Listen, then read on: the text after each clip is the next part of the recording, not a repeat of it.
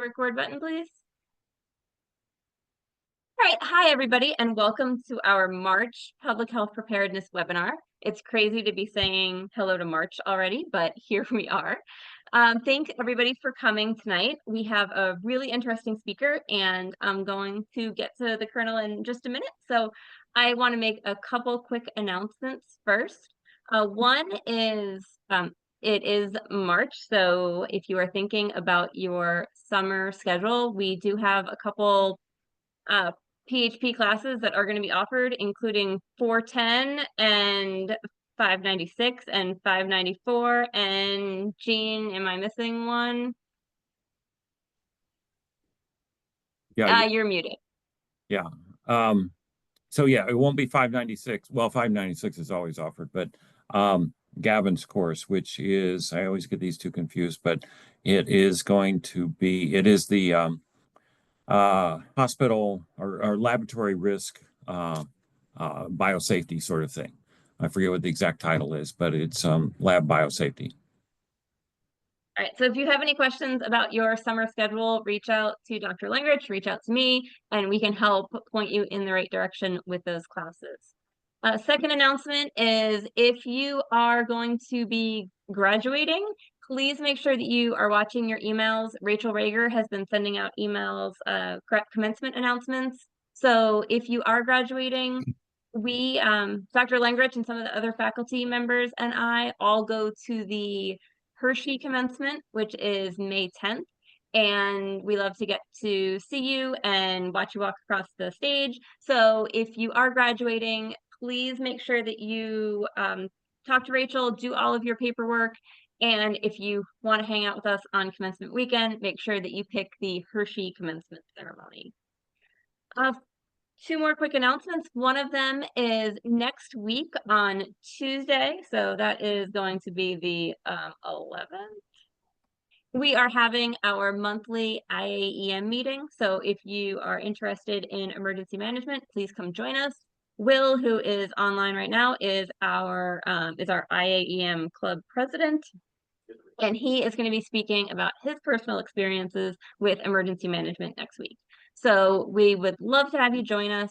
If you need the information for the meeting, send me an email and we can get you added to the distro. And finally, yes, College of Medicine commencement is Saturday, May 10th in Hershey at the Hershey Lodge. And last announcement is our next public health preparedness webinar is going to be April 2nd. It's the first Monday of the month. And our speaker is going to be Dr. Smith, who is a DoD researcher who researches China, but was the public health tie-in is that he was living in China doing his DoD research while COVID broke out. So he was there for the very beginning of COVID, and he was there during the height of everything. So he is going to speak about his experiences as somebody living in China through all of that and explain like how that was. So I met one of his colleagues and heard a couple of quick stories, and it was fascinating. So I wanted to share all of that with you. So now, speaking of sharing with everybody, so I was on LinkedIn one evening and I saw a Penn State Health post that was talking about the great work that Penn State Health is doing with being a National Guard training center.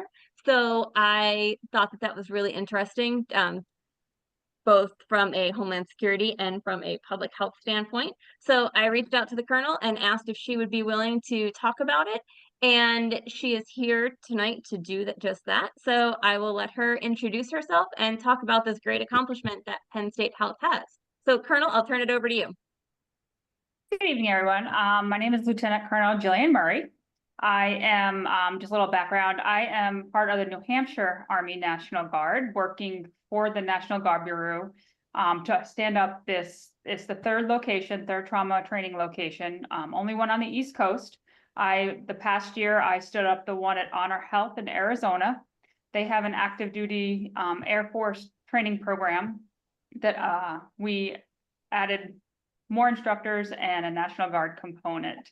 There's also one in Reno, Nevada at Renown Health that is been been there for about 3 years, still getting their feet underneath them and getting the course up and running. History of the program. So back in 2023, this was the brainchild of an Army National Guard General, Carl Reese, who is retired and who used to work at Hershey Medical Center and was stationed at Fort Indiantown Gap. The program in Arizona has been there for up to 20 years. It's very robust. It is fully funded through benefactors and philanthropy. I can never say that word. So he wanted to bring it to the East Coast. That started the process 2 years ago. And the whole training agreement and going back and forth legal, everything got signed in December of this year. I was brought on board in October and we started from scratch, using similar to the model they have out in Arizona, coming up with our own, I like to say the Hershey way is what I hear a lot, how to run this program. So what it consists of, I'll share my screen for what we actually do. If I can find it. Alrighty. So, You can see it. Thank you. can you see it? Yes, we can see it. No, it's not going now. I don't know why it's not. There we go. So this is what we do. So it's a training program for any Army or Air Force National Guard, medic or nurse. We are in the process of actually meeting tomorrow to add in doctors, physician assistants, and nurse practitioners. It's no cost training. They are here for 12 total days, where they are embedded in with the emergency department, the ICUs, with Lifeline, EMS. They can do labor and delivery in pediatrics. So background medics and nurses in the military have annual requirements, and being in the Guard, a lot of medics and specifically medics don't work in the medical field. However, they still need to maintain their clinical competencies and come in and do their clinical training. So this allows them to get all their hours in and their hands-on patient care. So it's not observation, it's working side by side. They have a scope of practice, which is similar to what their military scope of practice is.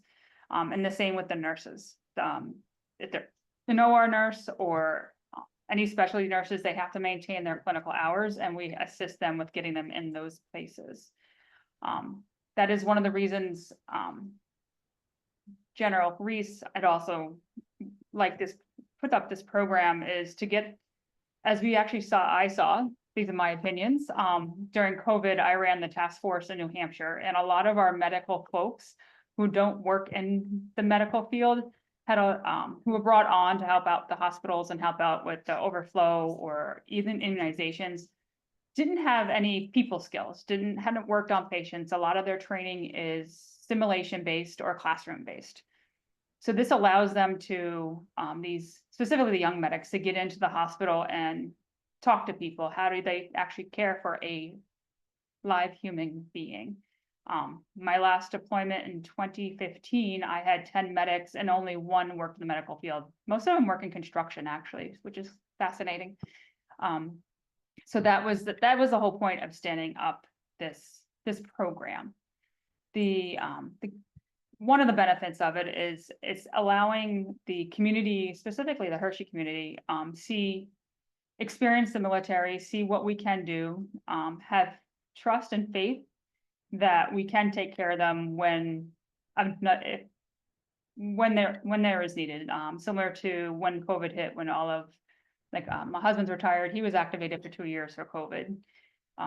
He's a medic, and he was able to go out into the community and work in the hospitals and do the drive-by immunizations and testing sites.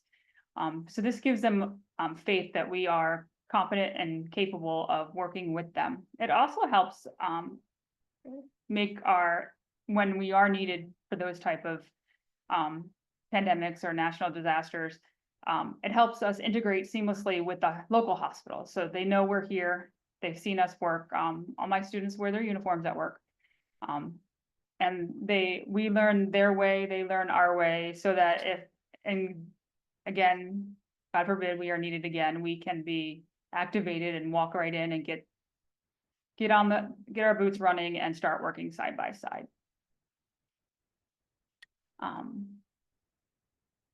What else can I say? For another national disaster, I was actually activated for Katrina. I was at the airport for a couple weeks for Katrina. And from a personal standpoint, a lot of it was very disjointed and we kind of didn't know what they knew. They didn't know what we knew or what our capabilities of. So I believe having these programs integrated into the community allows us, again, to know capabilities on both sides, and each side can learn from each other. I don't know what else you want me to say. I have a quick question about, so when students sign up for this class, is this like a onesie twosie thing? Like a medic will seek out this program, or do you train units at a time? So, oh, did I just turn you? I don't know if I just turned you off. Stop sharing, sorry. Actually, no, we do advertise. So we have our second cohort starts Monday and we have 8 students. The first one had 3, that was in January. So that was kind of like our test case. They were 3 local Air National Guard people who were very experienced. So we got a lot of really good feedback. What went well, what didn't go well, what can we improve on? The next class starts Monday. A large portion of the class is actually from the Puerto Rican Air National Guard. And then we have students, and starting Monday, it's every 2 weeks, we have a group of 10 people coming through here. So wow. We have some nurses, mostly medics at the moment. We have Puerto Rico, Hawaii, Minnesota, from all over the country, continental and outside. I have them actually part of what I found when I was in Honor Health, we really didn't know what they expected or what their prior knowledge or experience was. So they have to write me a little personal essay telling me where they've come from, what they've done, how long they've been a medic. We have a lot of military medics who are nurses in the civilian side. So working through that, knowing what they know, and we tailor each person gets a tailored schedule. So I have this class, I have 2 medics who are firefighter paramedics. So they will only get 1 ride along with Lifeline because they do that for a living. So they'll be spending time in the ICU in the emergency department. We kind of tailor to them. A lot of these medics and nurses don't know, not nurses per se, but a lot of the medics don't know hospital care. Looking in the current landscape and future conflicts, they're looking at large scale combat operations so that during Afghanistan and Iraq, patients were air evac within 24 hours. We got them out of theater. They were back in Germany getting care. Now we are looking at what's happening in Ukraine and lessons learned. This is not going to be the actual, probably in the future that won't happen. They will have to sit on their patients and take care of them for 24, 48, 72 hours. So this also allows us to prepare them and give them that exposure to long-term taking care of patients. It's not like wham bam, trauma is over, we ship them out, we don't take care of them. Now you have to have the knowledge and the skills and the clinical thinking. Are they going to deteriorate? What does that look like? So working in the hospital with the nurses here, they get a lot of experience with that, not necessarily the trauma side, but with the longer term care. Jean, correct me if I'm wrong about this, but Penn State Health is equipped to take Ebola patients, and correct? So do any of these classes deal with like those special capabilities that like Penn State Health has, or is it more of your like labor and delivery and pediatrics and the ones that you showed on your slide? Not hit on that. That is on my wish list. We are focusing on the annual requirements and the needs of the military needs of what the medics are supposed to, I hate to say their checklist, but they do have checklists that we have to go through a certain amount of hours and skills. We actually do spend the first day in the sim lab and in didactic with some advanced medics or EMT basics. But when you're deployed, you can do sutures, you can do procedures, you can do, your scope of practice is expanded. But they don't get that in the civilian side during training. So we actually have some of the trauma surgeons PAs, they actually will learn how to do all that on Tuesday afternoon is that class. But we do put them through the advanced procedure so that they are able to be familiar with the procedures they're expected or will potentially have to do when they're deployed during a conflict. I do want to see the Ebola stuff. I actually have been talking to, we have a civilian counterpart in the hospital, Justin Heinrich. He's actually, I mean, he's a reservist, but he's in training, so he's on military leave, but he has it on his list that I want to learn all that policy and where they do all that stuff and whatnot and get the class through. That would be very good to get the class through something like that, because they probably, a lot of these people don't even remember 9/11. They're getting very young, like somebody was just 2005 they were born. I'm like, I was in the Army for 10 years. But getting them used to, they don't know what that's about. They don't remember a lot. They were too young. So getting them exposed to that, just preparedness, I like to say. So it's the first time they're not seeing or doing these type of things is when it's high stress environment. This is a controlled environment. We give them time to take it in, sink it in. And one example I have for that is when out in Arizona, we had a brand new medic. He was in his 30s, had some young kids. He had a really bad shift with a lot of pediatric patients. And that's the first time he had ever taken care of kids. And he's no longer a medic. He just decided that he did not want to do that. So I'd rather them get that exposure and that while there's people there to support them and that it happens stateside controlled instead of being deployed at a moment's notice and then you freeze on the battlefield. Understandable. If anybody has a question, jump in because I don't want to hijack her. Yeah, thanks, Jillian.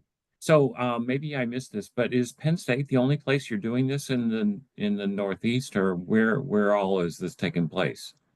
Currently, Penn State is the only one that's run by the National Guard Bureau. There are local, they're called TAAs, Training Affiliation Agreements. A lot of legal talk, a lot of pages. There are local ones. So I know back in New Hampshire, the Air National Guard can work at one of the hospitals. They have a small training affiliation for something similar. They can do their training there. After COVID, that actually popped up of many small communities because they saw the capabilities and they wanted them to continue training or working with them side by side, just in case they were needed again. On the scale national side, it's that right now there's only the 3 locations in Reno, Scottsdale, Arizona, and here. There are even New Jersey. So. And how many students go through it in a year then? How many would go through it during a year? Right now we hold classes January through September. So that's approximately 16 classes. I have capacity for 10 each. So that's 160. Wow. Reno has capacity for, I believe, 8 in each class, and Arizona has capacity for 9. And we all run on set 2 classes a month.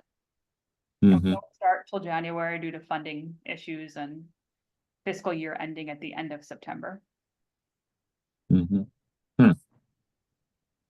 So do you have probably have good stories to tell about people after they come through, or maybe even while they're coming through, but maybe those are sometimes learning by experience. But do you have good stories to tell about graduates and where they've gone to and what they've been involved with afterwards? I guess I'm just thinking about, this is maybe a well-kept secret that we don't know about and people need to know more about. Unfortunately, it's hard to advertise. We try to use the underground word by mouth. I advertise on, I'm part of many Facebook mentorship pages and medic pages and nurses, and we get that out. It's getting the information from the senior leaders down to the end user. So getting the medics know that the units out there know.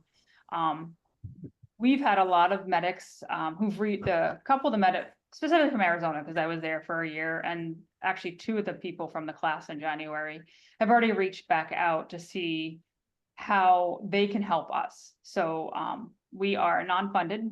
We do with trying to get us like the first class, I was their only instructor. So now I have 5 or 6 doctors helping me out. I have other nurses from National Guard units around the area coming to do their specialties. Burn and pediatrics and that type of thing. So opening up their eyes. But the people from Arizona, they bring back a lot of the training that we do, because a lot of units don't spend time in the medical field training. So they come to these classes, and a lot of them, you've been a medic for 5 years, but your skills are not, you don't know how to take a blood pressure. So we hawk on and we try to focus on the basic skills they need to be successful in caring for their people.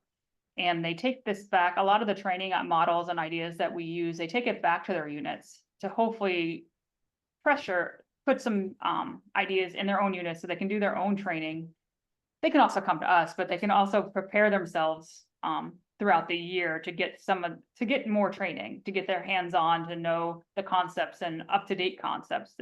Everything's always changing with trauma care and any sort of, they're already again changing the way they went from MASH units to cash units, and now they're going back to small individual. They're always changing the way the military medical works. So it's nice that they take this training and they continue to build on it at their home units and take it back to their states. They could go into their hospital and say, hey, this is what we've done. Can we open this up? Just a small unit, because you can get a local affiliation. The commander signs off on it. So it would open up to the exposure in a lot of more small towns and maybe in the middle states. Yeah, again, well, I guess I'm just thinking about it. It's a well-kept secret at Penn State, and that more people need to know about this. Yeah. We just started. It's getting, with the first cohort was a lot of publicity. If you even just Google Penn State military, I've done myself, and I actually have an Air Force partner now.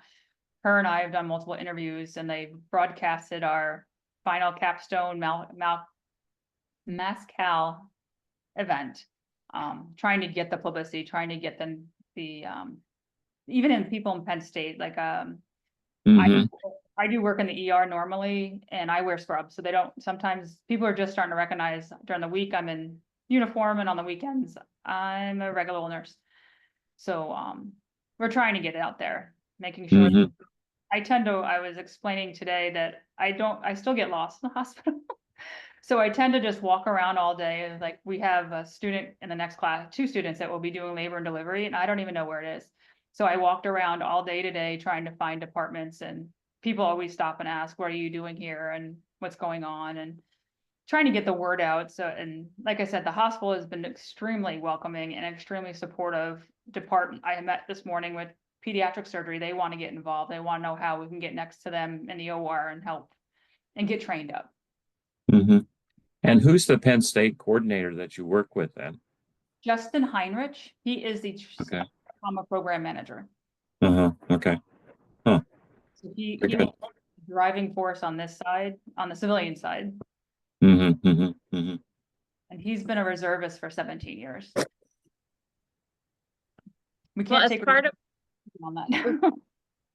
As part of our program, our students have to do capstones. So if you've got any, like, as you're going through this and you identify any studies or any research projects that need to be done that can help you guys during this, let us know, because we always have students that are looking for good practical ideas. They would be interested in doing something that they can work on and then can turn around and have like real world impact soon. So that offer is available. Yeah, I'm in my doctorate program, so I'm in the current looking for my project. Also, something more interesting than I've done in the past. So I don't see any hands. So I was going to ask, could you kind of tangenting off this just a little bit, but could you talk a little bit about your experiences during COVID on the task force that you were on? So during COVID in New Hampshire, a lot of people in the community didn't realize that, yes, we have a National Guard medical unit, but there's only 4 nurses. There's tons of PAs, and a lot of us still work in the community hospitals. And They did not pull us from our hospital to go into another hospital. However, I dual headed, so I continued in the civilian world, I was the manager of a level 1 trauma center emergency department at the time. So I would go in the morning, I was in charge of the task force, so that, not the initial, so I was the second or third person.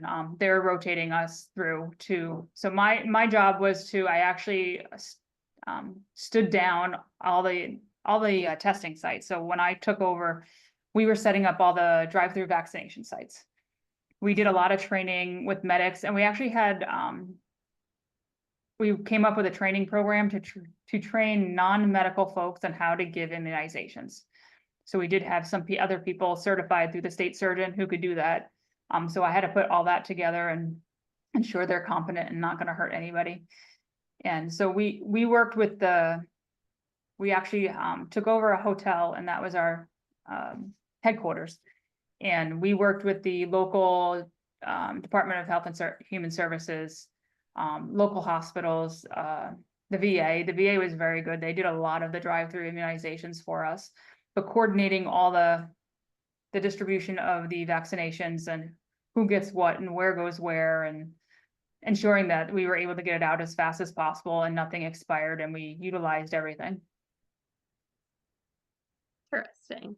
So we had, so Will is retired Coast Guard. I'm a Coast Guard reservist. So we had a number of reservists who were supporting the FEMA vaccination sites. I was stationed in Portsmouth, Virginia at that time, and we had people all over from New Jersey down to Norfolk from our unit that were helping out. So yeah, it was really interesting to see how that all came together. And we also had Coast Guard reservists during Ebola. You had mentioned airport during Katrina, and we had our HSs at the airports doing temperature screenings from international flights. Yeah, and Liz, I've been in the service for over 27 years now. I hate to say that, but it's interesting. Like, I was active duty and I was a new nurse during Katrina, and I don't think I got out of it. I probably could get out of it more if I wasn't so green. Or I did get to go on the Navy hospital ship, which was really cool. That was a good thing. But seeing especially during COVID, seeing how all the different services and how we worked with the local, like the DHHS, Miss Shibat, I can't remember, I can't say her last name, the New Hampshire one. And how we were able to work together, Air Force, Army, we had Coast Guard people, we had everybody come together for working towards the same goal, and is taking care of people and protecting people. We had different people. New Hampshire, especially up north, is extremely rural, and we had people going door to door giving shots and giving immunizations and ensuring people were okay. We had military police officers working in the prisons to help out, taking care of when the corrections officers got really sick. So there's still a lot of that going on now. And I see a lot of my close friends of now, like our Coast Guard right out of Portsmouth, New Hampshire. So I took back that when disaster does strike, I think we are able to pull together and take care of the mission home side.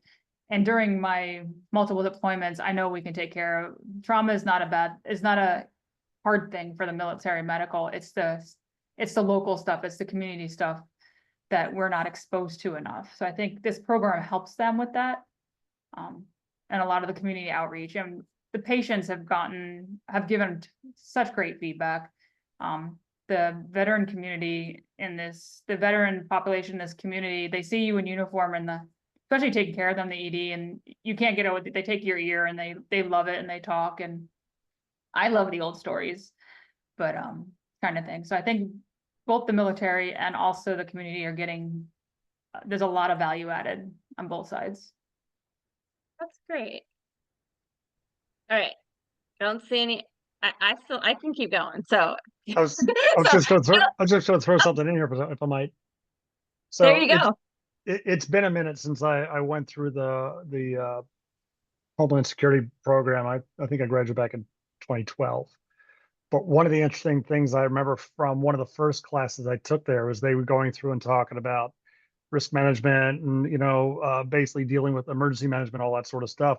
I remember going down this laundry list. The professor was going down this laundry list of all these threats, biohazard and, natural disaster and cyber and all these threats. And at the bottom of the list is like the number 10th. He said, "Oh, there's this thing called a pandemic, but we haven't had one around here in 100 years. You'll probably not ever see one in your lifetime. So don't even, really worry about it." And then it's like, that was 2012 and 2019 hit. So it was strange. It was great to have, learned about those things through Penn State. Not so great having to experience it real world, but thank you for your service and everything you folks have done to help support our communities, because it's an invaluable service that you folks really do provide to us. And on this similar note of what you're talking about, like when the pandemic hit, a lot of these hospitals and even a lot of the National Guard units that I was privy to work with didn't have their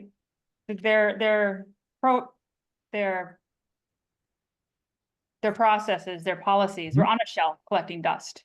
They never thought they would use them. So now it's more in the forefront. And I think everybody learned, I worked at Dartmouth and we could do Ebola too. So even after COVID, before I came here, we were practicing those type of things. So I think it also shows that we need to be prepared for the unknown. And yeah, it happened 10, 15 years ago, but it's not saying it's not going to happen again, especially in this type of world, what type of attacks or anything that could happen on any part of the world. I was just having a conversation and I was telling somebody, it's not just the attacks that you have to pay attention to, but if you're getting ready to deploy for, something that's completely unrelated to a public health event, and you have like a major stomach bug or something that goes through your unit, like you're not going anywhere. Like if all of your pilots can't keep any food down and they're like every few minutes they're getting sick, they're not flying. And if you're going overseas and that host country hears that, oh, your whole unit is sick, they're not going to be happy at letting you in. So even when you're not talking about, your anthrax and your Ebola and things like that, you need to be keeping these public health and these health related things at the forefront of your mind, because they can scuttle something just as quickly as anything else. That's definitely true. In the New Hampshire National Guard, I actually am the public health nurse. New position they opened up right before I came out here. I still belong to them, so I go home every so often. But we learning from that. Like I deployed in 2015, and we were at our pre-deployment site down in Texas, and the norovirus went through all 400 of us. So it's now lessons learned. Everybody gets hand sanitizer, and it's looking 10 steps ahead so that you can catch it before it happens, especially on the public health, and especially well, everybody in the military is immunized against everything in the world, but also looking at that, like I've had chickenpox 6 or 7 times. I'm a non-converter, so if I'm exposed to it, I can potentially get it, and then who knows who else I can expose it to. And we look at that a lot, especially on the pre-deployment side and case management side. What people have, when can they go? Can they not go? So it is a lot of this has come forth, like especially with the current stateside deployments that are happening at the border. And New Hampshire just activated a bunch of people. They're helping out in the prisons. So are you medically healthy enough to not spread something or catch something yourself? So keeping the health of the population is very much on the forefront. And that's no joke. My brother's a corrections officer, so in New Jersey, and that is no joke. It's funny, a lot of our military police officers in New Hampshire work for corrections. So So you mentioned you're a nurse, obviously you're in the Army, you are doing, you're doing this, and you're the public health nurse in New Hampshire. Can you talk a little bit about how you got to where you are? And so just as a little bit of context for that question, our program is a Master of Professional Studies, and we have a number of people who are looking to advance in their career, but we also have a younger demographic that is coming out of their undergrad. This is something that they're interested in. They learned a little bit about, well, obviously through COVID, but they've, learned about bioterrorism and things, and they're really interested in this field, but haven't started in it yet. So if you could kind of talk a little bit from either one of those perspectives about how you got to where you are, that would be great. So, I did active duty for a few years. I've always been primarily ER trauma, critical care type of thing. I did move up into management. I still have my hands at the bedside because I can't give that up.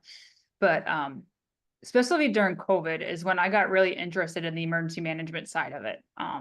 Helping to, with my position as a manager of an emergency department, we had to prepare, instead of 45 beds, how many beds can we expand? So I got highly involved. I don't like being unprepared. So that's what drove me to get into looking in what policies, procedures do we practice? Do we have huge exercises, which the hospital I came from, we actually did practice huge influxes of patients and what would we do? And we had to set things up. And I just, that's primarily what drove me is during COVID, it was the unknown that you don't know. So now that we've gone through that and learned from that, that's how mostly I got involved. I was kind of like a self-initiator. I never knew I would actually do something like this. Nursing is my second career. So, that is getting into nursing and then getting into this side, and taking care of the community. When my family and I moved back to New Hampshire and learning the community, and it's such a small area, everybody knows everybody. So you also want to be prepared, for when something hits and being able to help others kind of thing. The public health nurse and position in New Hampshire was actually created for me. I had no more upwards movement. And the nurse hadn't gotten this far in the state. So we kind of created it from COVID, looking at the work. I actually worked with a lot of the active duty public health nurses and getting information from them about vaccinations and looking at public health, smoking cessation, and what hurts our soldiers and our medical readiness to be able to do our jobs the most. So looking at that to me is taking care of them and taking care of their families. So that's how I got into kind of this position. The director of this program kind of fell into my lap 2 years ago. And that's what's kind of driven me. And then I was brought to Hershey to start the program. So I think having the hands in, and I work closely with Chris Eaton, who's the emergency management guy here at Penn State. He's retired military and he's a former police officer. So him and I have talked a lot about many of me getting a little bit more involved because I get too involved, but kind of thing. But I don't know if that's what you wanted, but I don't like the unknown. So I wanted to get, especially after COVID, get involved in more of this, the public health and Homeland Security, just so I know if something was to happen again, how can we help and where would we be going? Like what lessons have we learned in the past? Because everything kind of repeats itself. So what did we learn in the past? What worked, what didn't work? And how can we make sure we can make mistakes in the future that we've made in the past? Makes sense. So do you have your BSN? Like you mentioned, you're going for your doctorate. So educationally, how did you get there? My first bachelor's degree is in chemical engineering. I actually worked for research and development for a pharmaceutical company. So I like to say I made drugs, and then I went back to school for nursing, and now I give drugs. I have a BSN in nursing. I have a master's in nursing leadership and business, and I'm working on my doctorate in leadership and business in nursing, a DNP. Good luck. So my steam is kind of stopped. I have one class left to go. I just need to finish. But I've always been the professional student. Currently in the military, you have to complete education for each level. So I just submitted my application for War College, which is in Carlisle. Whether or not they'll send a nurse to War College, I don't know, but they can't help but put an application in. That's a gorgeous campus. I was there in August, and it was my first time there, and it was actually for a public health exercise, and I was amazed. It was really nice.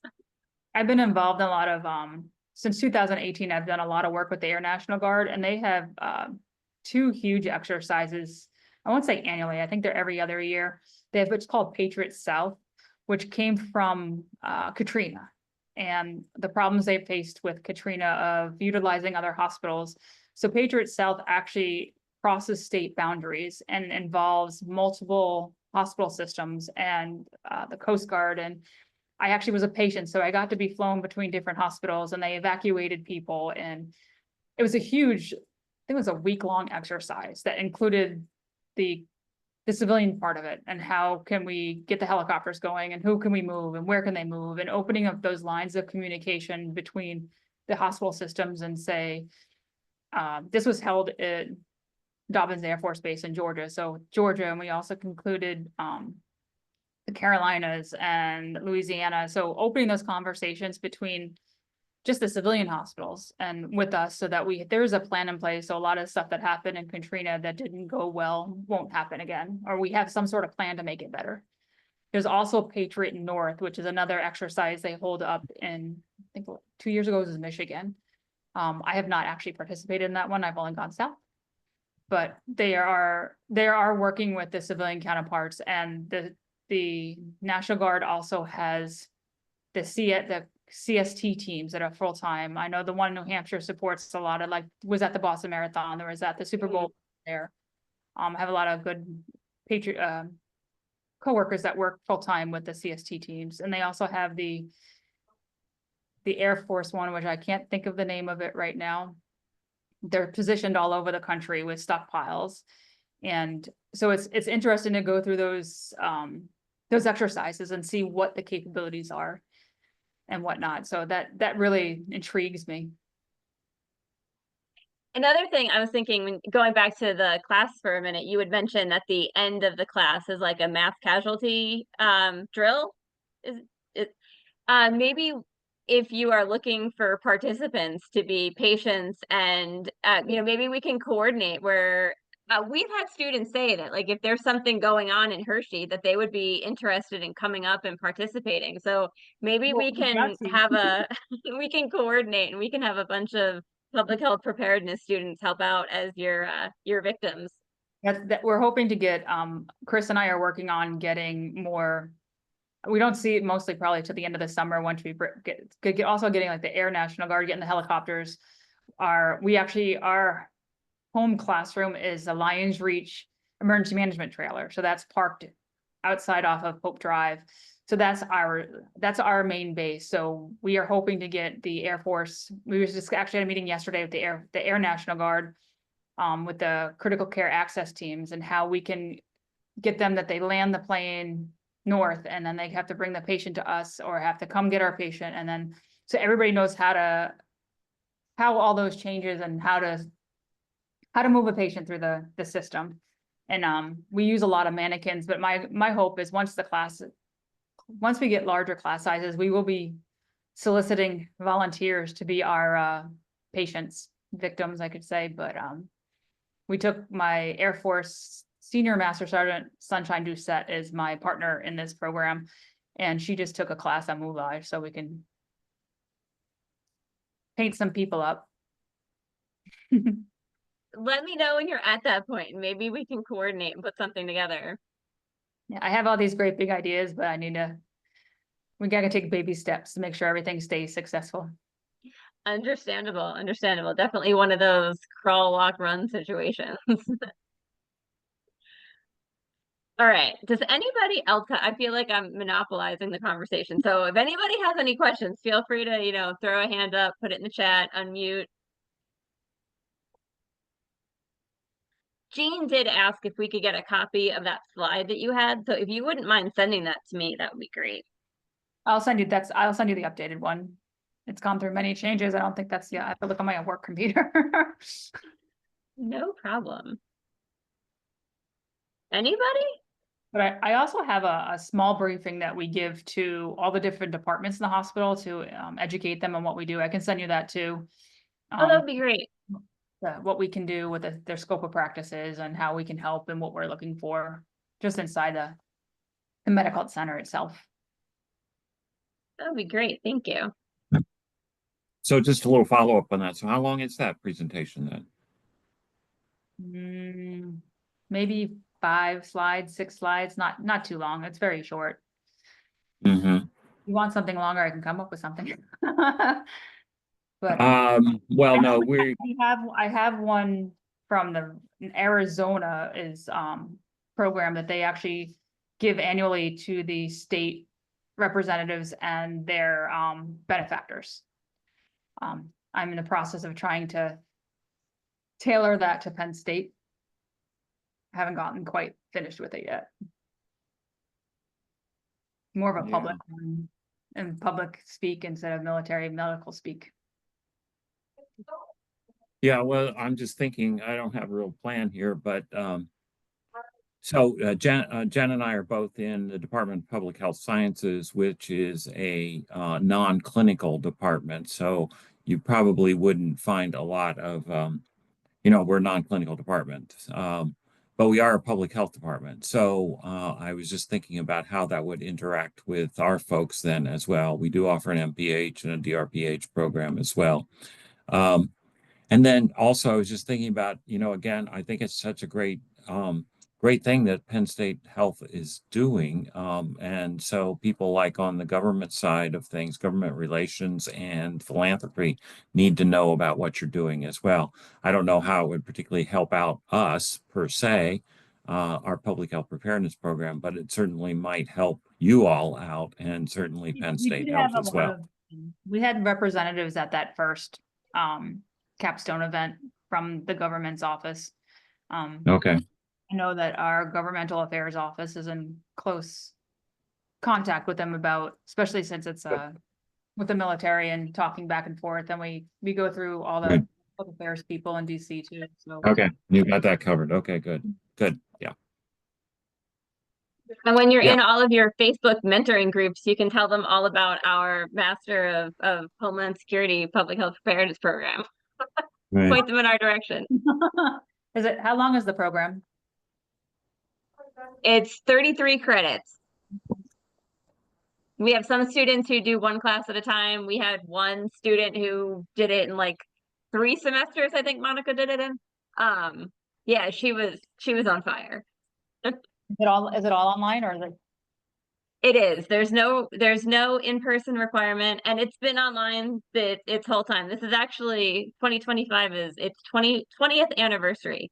So it started as a Master of Homeland Security and Public Health preparedness program, and then it grew to a Master of Professional Studies in Homeland Security program with 6 tracks. Is that right? So we've got public health preparedness, which goes through the College of Medicine in Hershey. And then the other 5 tracks go through the Harrisburg campus. And we've got the base Homeland Security program. We've got GIS. I don't remember the name of the Ag Biosecurity one has a new name. So something to that effect. And then Jean, I know I'm missing 1 or 2. So if you help me out. There's a cyber and there's a terrorism That's program. Right. That all interests me, so you may see my name across the board. Like I said, I'm a professional student. I totally understand. Personally, I went Right, up to the cyber arm of that, the information security arm of that, and I found the training, the program through the MPS was excellent preparation for my career. So Great.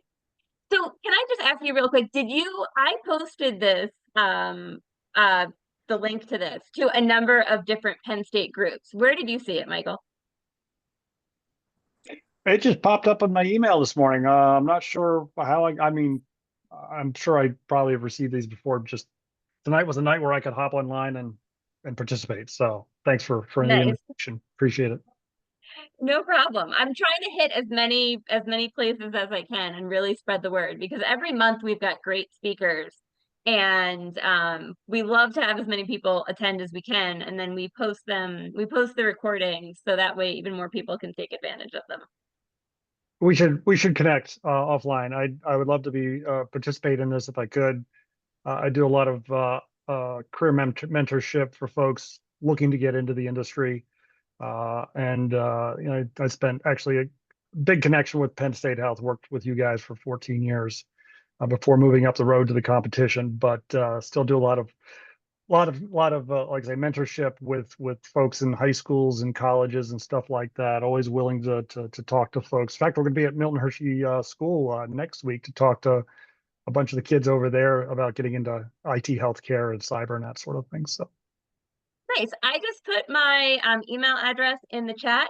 And also, our emergency management club it's a student club officially, but it's really open to students, faculty, and graduates. We've got a number of alumni members, so you are more than welcome to join us there as well. thank you. All right, well, it's 8:54, so I won't keep you if nobody has any more questions. Last minute questions, comments, anything? Thank you for having me. I've enjoyed it. I've actually gotten a lot of good information out of it for myself and for future references. Good. And if there's anything from our program that we can do, you have my contact information. Feel free to reach out, and I'd be more than happy to continue the conversation with you. Awesome. I appreciate it. Thank you. You're very welcome. So if there is nothing else, then we will see, well, we hope to see everybody back on April 2nd when we learn about COVID from somebody who was living in China at the time. Thank you. Have a good night, everybody. Bye, All right. everybody. Good night. Thank you. Thanks.